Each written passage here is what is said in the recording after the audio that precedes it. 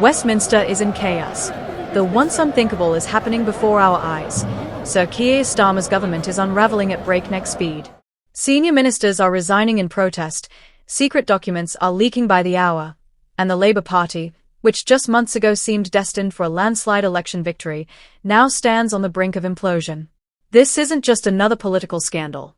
This is a full-blown constitutional crisis, one that could reshape British politics for a generation.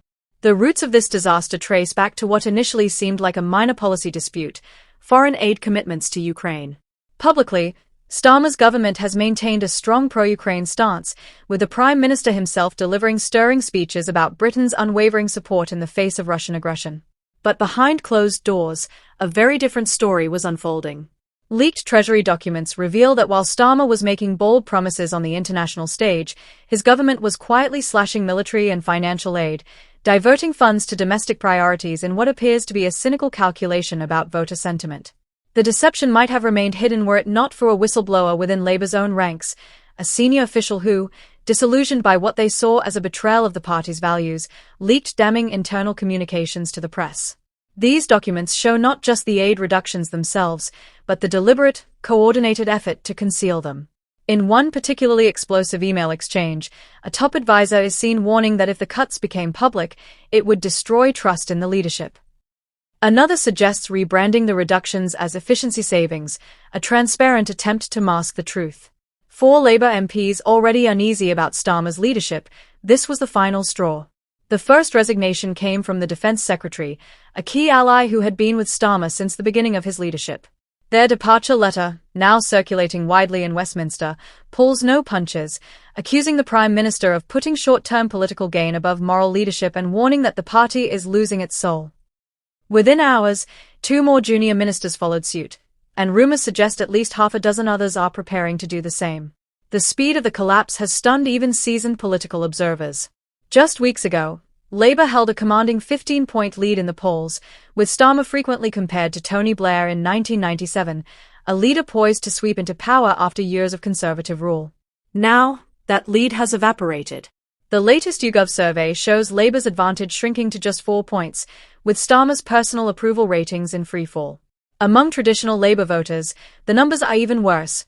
62% now say they distrust the Prime Minister, a catastrophic figure for a leader who built his reputation on competence and integrity. What makes this crisis so dangerous for Starmer is that it strikes at the heart of his political identity. His entire leadership has been predicated on the idea that he represents a break from the chaos and dishonesty of the Boris Johnson era.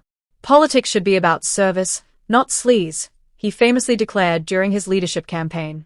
Now, those words ring hollow as he faces allegations of deception that, in their own way, mirror the scandals that brought down his Conservative predecessors.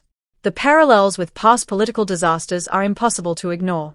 Some commentators are already drawing comparisons to Theresa May's 2017 election campaign, when a seemingly unassailable lead collapsed amid accusations of robotic campaigning and policy U-turns.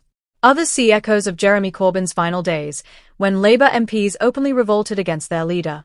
But this crisis may be even more damaging because it involves not just incompetence, but what many are calling outright betrayal of allies, of principles, and of the British public. Inside Labour headquarters, panic has set in.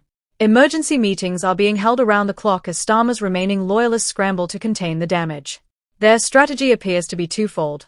First, to blame junior officials for misinterpreting policy directives, and second, to attack the whistleblower as a disgruntled malcontent.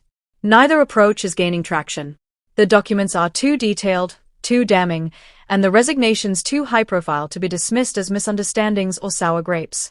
Meanwhile, the Conservative Party, which until recently seemed resigned to defeat, has seized on the chaos with ruthless efficiency.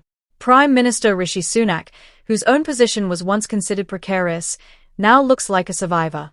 In a carefully stage-managed press conference, he declared that Starmer had lied to the British people and called for an immediate parliamentary inquiry.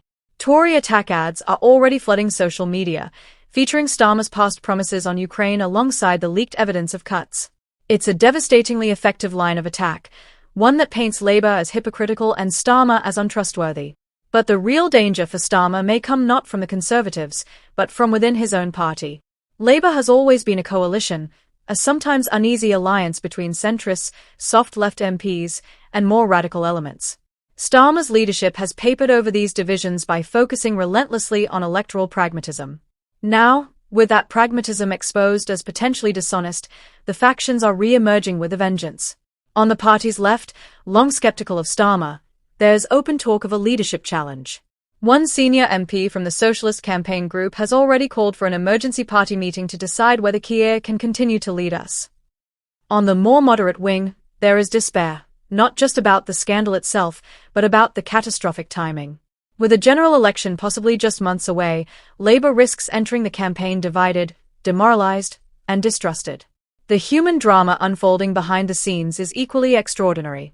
Starmer, known for his calm, unflappable demeanour, is said to be visibly shaken in private meetings, according to one insider. His closest advisers are divided between those urging him to apologise and reset, and others arguing that any admission of wrongdoing would be fatal. Meanwhile, potential successors are already jockeying for position, though none have yet been brave enough to openly declare their ambitions.